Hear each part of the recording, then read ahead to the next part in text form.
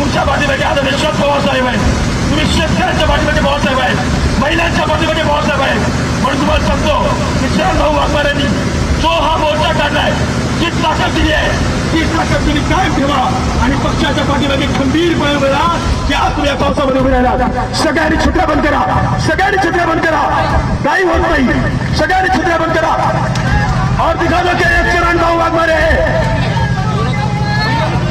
और दिखा दो कि ये चरण भाऊ वाघमारे है, ये डरता नहीं, ये लड़ता है, ये लड़ता है.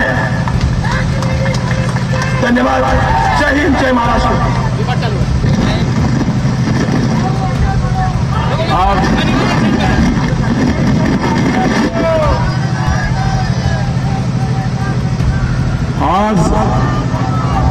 आज शेतकऱ्यांच्या हितासाठी इथं जो धडक मोर्चा काढण्यात आला, त्या धडक मोर्चासाठी व तसंच आपल्या या पवित्र भागामध्ये मंडल यात्रा जी शरदचंद्र पवार राष्ट्रवादी यांच्या ओबीसी विभागाने काढलेली आहे, ती आज इथे आली आणि तुम्हा सर्वांना संबोधित करण्यासाठी आमच्या पक्षाचे अध्यक्ष शशिकांतजी शिंदे साहेब इथे उपस्थित आहेत.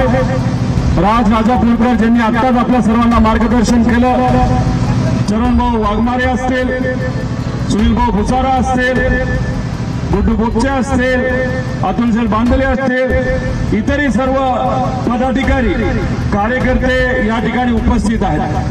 खरं तर ही यात्रा आपण सर्वजण लोकांपर्यंत पोहोचण्यासाठी आणि लोकांना जोडण्यासाठी काढलेली आहे. भाजपचं जे सरकार आहे, भाजपचे नेते हे समाजामध्ये वाद निर्माण करून कधी मुस्लिम विरुद्ध हिंदू, कधी ओबीसी विरुद्ध मराठा, आता मुंबईच्या इलेक्शनमध्ये मराठी विरुद्ध अमराठी अशा पद्धतीचा वाद निर्माण करतात, त्याच्यावर राजकीय पोळी भाजतात. 15 ऑगस्टला नॉनव्हेज खायला द्यायचं नाही, नॉनव्हेजची दुकानं बंद ठेवायची, म्हणजे मराठी अमराठी वाद झाल्यानंतर आता शाकाहारी विरुद्ध मांसाहारी असा वाद करून फक्त राजकीय पोळी बांधण्याचं काम जर कोण करत असेल तर भाजपचे नेते तिथे करतात. भाजपच्या नेत्यांना, भाजपच्या सरकारला मला सांगायचे, तुमचे हे भेदभावाच्या राजकारणामुळे आमच्या सर्वांचं पोट भरणार नाही. भरणार का? हे दोन समाजामध्ये वाद निर्माण करून सत्तेत येतात, पण सत्तेत आल्यानंतर आपली आठवण यांना येते का?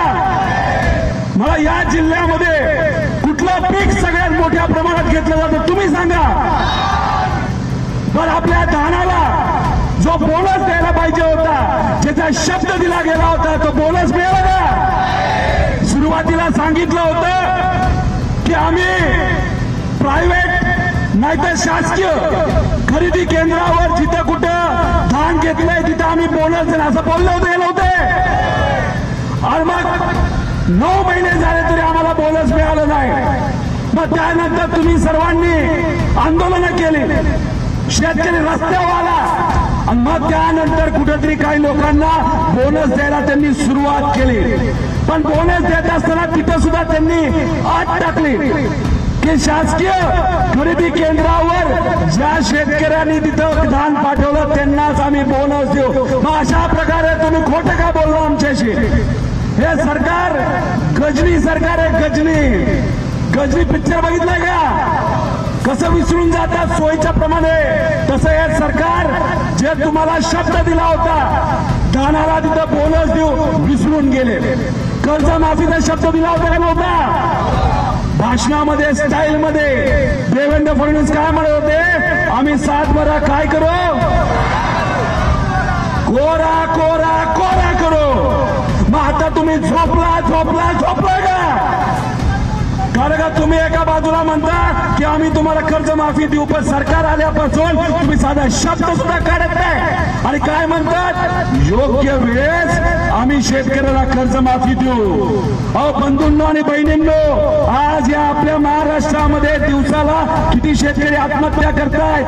8 ते 10 शेतकरी आत्महत्या करतायत। म्हणजे वर्षाला किती झाले?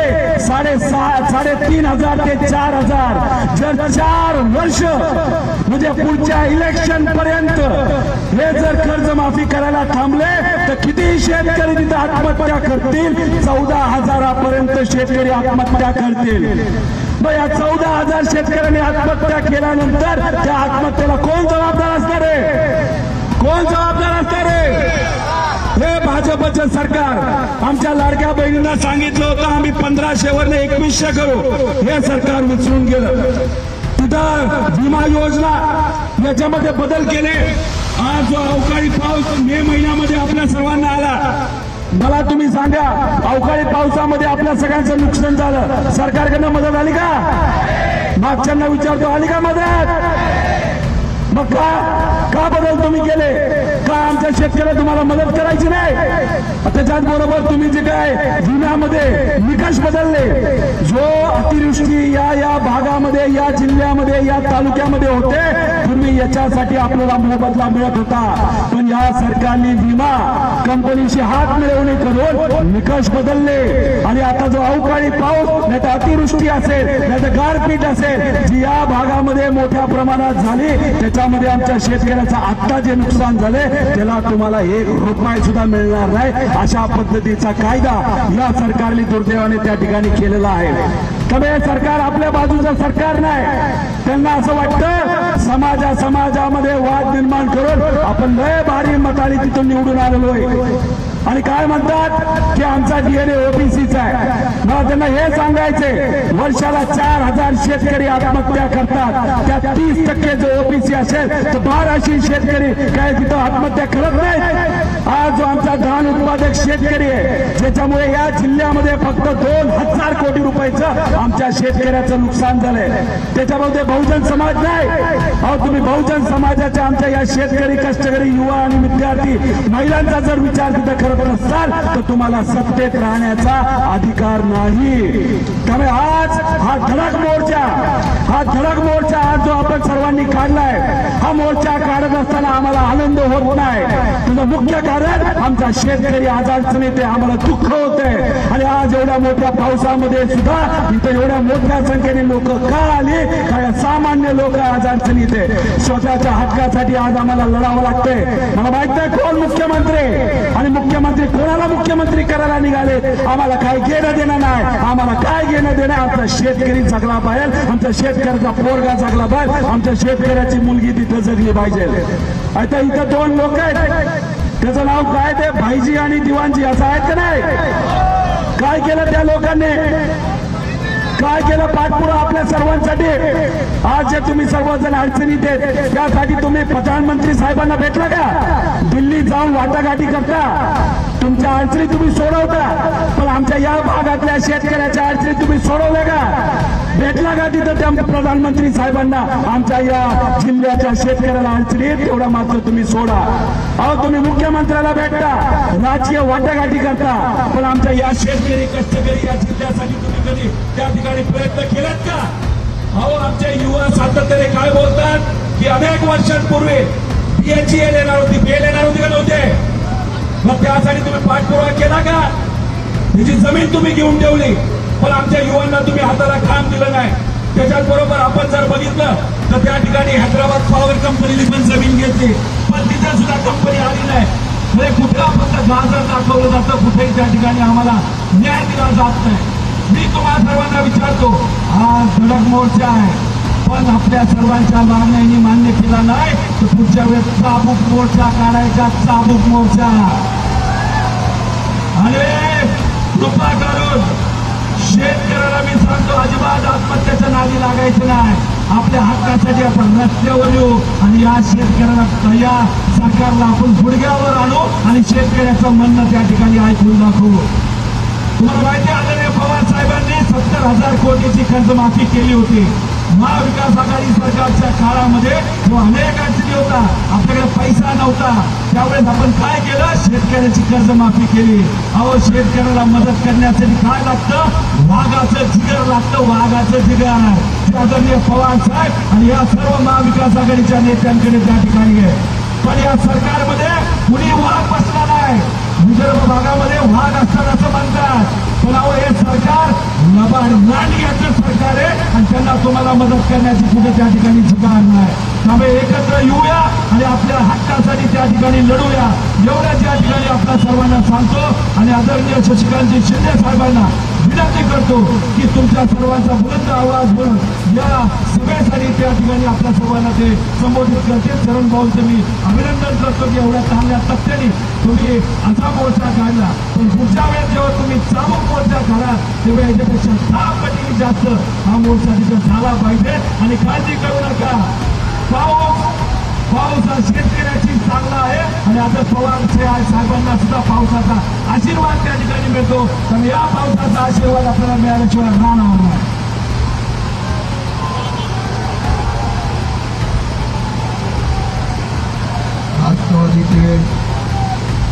राष्ट्रवादीचे माझे नेते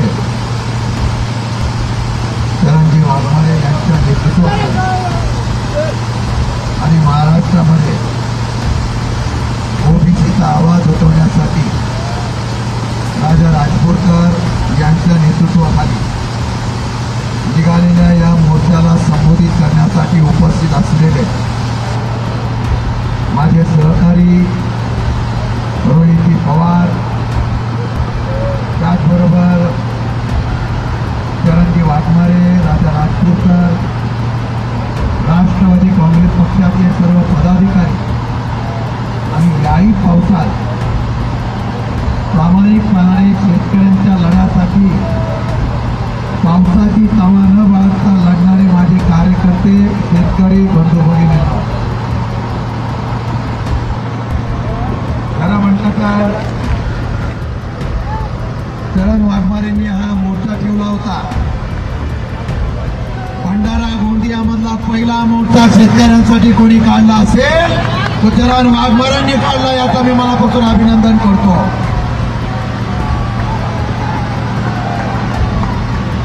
निवडणुका झाल्या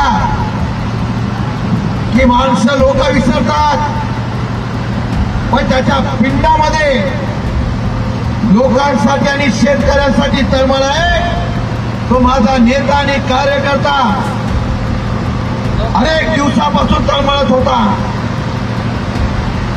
अवकाळी पाऊस झाला, अतिवृष्टी झाली, एक पीक निघतं, ते पीक निघाल्यामधलं नसल्यामुळे या माझ्या सहकाऱ्यांनी सांगितलं, पक्षाचे माझे नेते आदरणीय पवार साहेबांना विनंती केली, साहेब मी मोर्चा काढतोय. सत्तेमध्ये नसताना मोर्चा काढणारा नेता आजही तळमळतेने शेतकऱ्यांसाठी लढतोय. हे भर पावसामध्ये कोणी दाखवलं असेल तर माझ्या राष्ट्रवादीच्या कार्यकर्त्यांनी दाखवलं, त्यांचा मी मनापासून आभार व्यक्त करतो.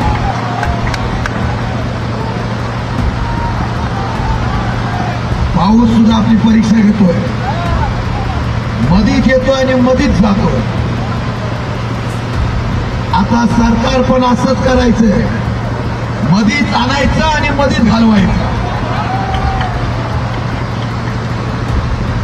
लाज नाही. विधिमंडळाच्या अधिवेशनामध्ये मी असतील, रोहित असतील, कधी नव्हता एवढा पाऊस झाला. मे महिन्यामध्ये पाऊस झाला, शेतकऱ्यांना नांगरणी करता आली नाही, पेरणी करता आली नाही. सभागृहामध्ये आम्ही विषय मांडला की अतिवृष्टी झालेली आहे, ओला दुष्काळ जाहीर करा आणि या शेतकऱ्यांना, गरीब राजांना मदत करा. सरकारच्या वतीने सांगण्यात आलं की त्याला निकष आहे, 65% वरती मिलीमीटरच्या वरती पाऊस पडला पाहिजे, सलग 10 दिवस पाऊस पडला पाहिजे. येड धावेची लोक आहेत. पावसाचं मोजमाप करण्यापेक्षा गरीब शेतकऱ्यांची खरी अर्थ असली तर या सरकारने लगेच अवकाळी पावसाच्या अतिवृष्टीला या शेतकऱ्यांना ओला दुष्काळ जाहीर करून मदत केली असती. पण त्यांची पण चूक नाही, त्यांच्याकडे पैसेच नाही. तर इतके पैसे लुटलेले आहेत. मी मगाशी येताना बघितलं, मला वाघमारे साहेबांनी सांगितलं, मला माहित होतं रेती माफिया आहे, ड्रग माफिया आहे, आता खान माफिया कुठं आलाय मला महाराष्ट्रात कळला. गरिबांच्या साठी दिलेलं सरकारी अन्नधान्य इथून लुटलं जातं आणि ते परराज्यामध्ये जास्त भावाने विकलं जातं. गरिबांच्या तोंडातून अन्नधान्य काढणाऱ्या या माफियाला सणाची नाही तर मनाची तरी काय वाटली पाहिजे. तेच पैसे घ्यायचे, महाराष्ट्र लुटायचा, देश लुटायचा. आणि 3 वर्षामध्ये इतका महाराष्ट्र लुटला की या सरकारवर 1,00,000 कोटी आज कंत्राटदाराची देणी बाकी आहे. या सरकारने 9.5 लाख कोटीचा कर्ज करून ठेवलेला आहे. अरे तुम्ही एवढे पैसे काढले, पण पुरवणी मागण्यामध्ये शेतकऱ्यांच्या कर्जाच्या बाबतीमध्ये एक शब्द सुद्धा तुम्ही काढला नाही. अधिवेशन चालू झाल्यानंतर सरकारला अपेक्षा होती, सामान्य जनतेला आणि शेतकऱ्यांना अपेक्षा होती की कर्जमाफीची घोषणा करतील. राज्याचे मुख्यमंत्री म्हणाले योग्य वेळी कर्जमाफी करू. मला माहिती आहे त्यांची योग्य वेळ कधी आहे. निवडणुका आल्या की परत गाजर दाखवतील. मी तुम्हाला एवढीच विनंती करणार आहे, अनेक नेते या भंडारा गोंदियामध्ये आहेत, दिल्लीपासून राज्यापर्यंत त्यांची नावं आहेत. मग गरिबांसाठी उतरला कोण?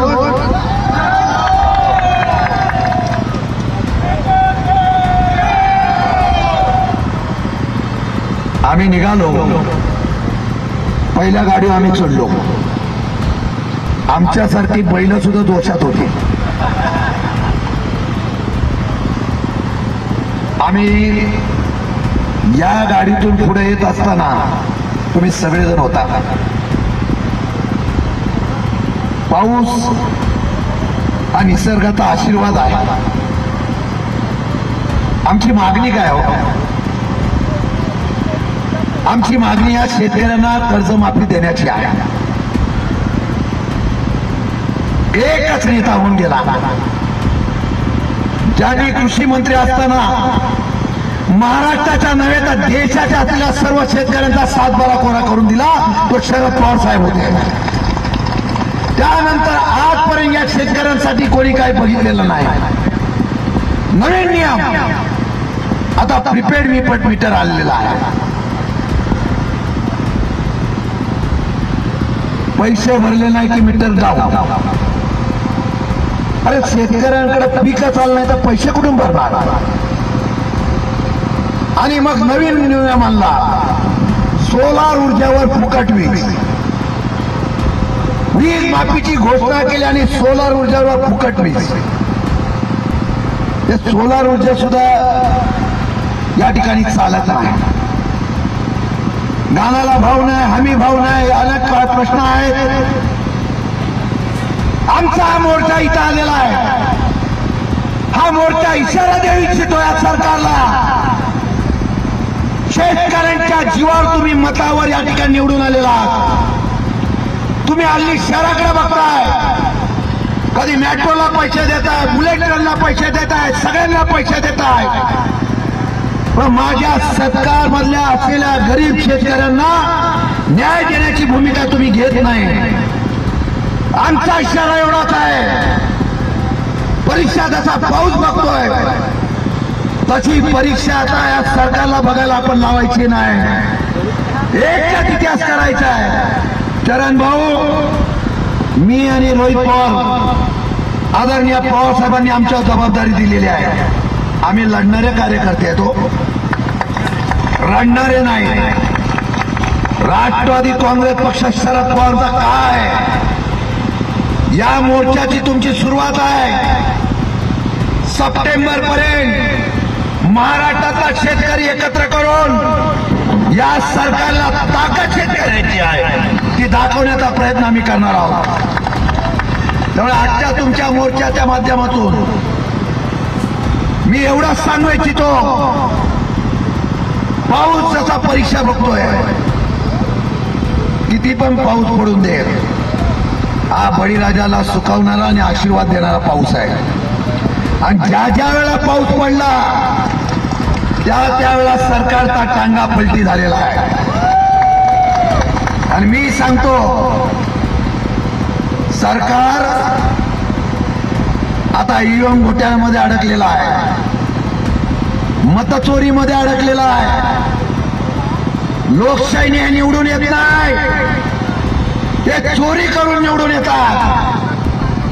आणि त्यातून कमी पडलं तर असे माफिया आहेत, त्यांच्याकडून पैसे घेऊन वाटून टाकतात. मी सगळ्या बळीराजाला आणि कार्यकर्त्यांना विनंती करेन, माझ्या इथल्या जनता जनार्दनांना विनंती करेन, आम्ही इथे आलेलो आहे, पोटतिडकीने सांगायला आलेलो आहोत. येत्या स्थानिक स्वराज्याच्या निवडणुका असतील, येत्या महानगरपालिकेच्या निवडणुका असतील, बळीराजा पेटल्यानंतर, त्यांची मुलं पेटल्यानंतर काय करतात, तर येत्या निवडणुकीला सरकारला त्या ठिकाणी दिसलं पाहिजे की नाद या शेतकऱ्यांचा करायचा नाही. अख्ख्या महाराष्ट्रामध्ये येणाऱ्या निवडणुकीला या सरकारला, महायुतीला घरी पाठवण्याचा निर्णय आपण या मोर्चाद्वारे घ्यायचा आहे. आमचा राजा त्या दिवशी नागपूरला पवार साहेबांच्या उपस्थितीमध्ये मंडल यात्रा सुरू केली. नवीन तरुण उमेदवार आहेत, कोण नेता नाही. यात्रेची भीती अशी घेतली, मुख्यमंत्र्यांनी सांगितलं ही मंडल यात्रा आजच का काढली. ओबीसीना तुम्ही न्याय काय दिला.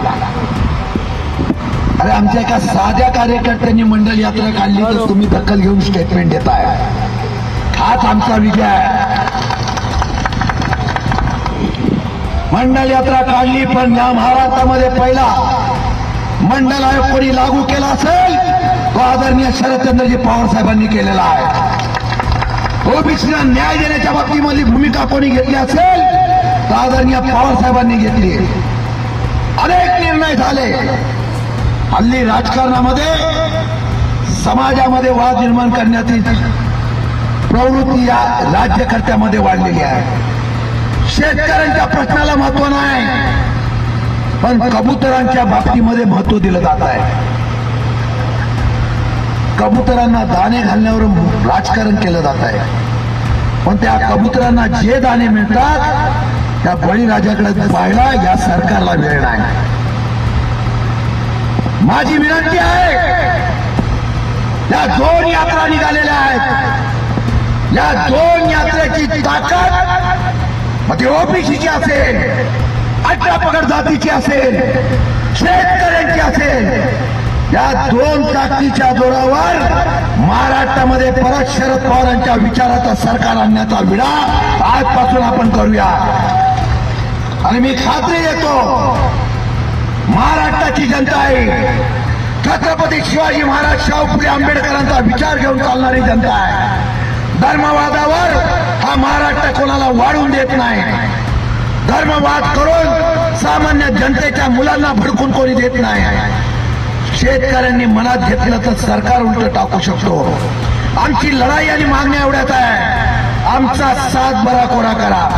मी ग्वाही देतो, या सरकारला येणाऱ्या सगळ्या निवडणुकीला हद्दपार करूया. त्यावेळेला आपलं सरकार येईल, त्या पवारसाहेबांच्या उपस्थितीमध्ये कर्जमाफी करण्याच्या बाबतीमधला निर्णय सुद्धा आमचं सरकार घे. हात पण घेऊन आपण या ठिकाणी कामाला जाऊ. मी फार वेळ घेणार नाही, पण चरण भाऊ आणि त्यांच्या सहकार्यांना सांगतो, रोहित दादांनी सांगितलेलं आहे, आता दोन्ही यात्रा सुरू होतील. तरुणांच्या बेरोजगारीचा प्रश्न आहे, रोजगार नाही, नोकऱ्या नाही. तो पण आंदोलन राष्ट्रवादी काँग्रेस पक्ष करणार आहे. तिघांच्या ताकदीवर या दोन्ही यात्रा ज्यावेळेला पुढे जातील आमचा ठरलेला आहे. अशी ताकद या सरकारला दाखवू, अशी ताकद या सरकारला दाखवू. एक तर कर्जमाफी तरी करतील, आता त्या सरकारला उलटून टाकण्याचा पण आपण करायचा. एवढा त्या ठिकाणी विषय घेतो. मनापासून तुम्हाला धन्यवाद देतो आणि मला अभिमान आहे. कोणी किती गेले तरी माझी ही कार्यकर्त्यांची फौज शरद पवारांच्या पक्षाची ताकद आहे आणि या ताकदीच्या जोरावर उद्याचा असलेला भंडारा गोंदिया या परिसराचा इतिहास सुद्धा तुमच्या नेतृत्वाखाली पुढे करण्याचा प्रयत्न करण्यासाठी तुम्ही आवाज द्याल त्यावेळेला आम्ही तिथं हजर असतो. हा शब्द देतो आणि रजा घेतो. जय हिंद, जय महाराष्ट्र.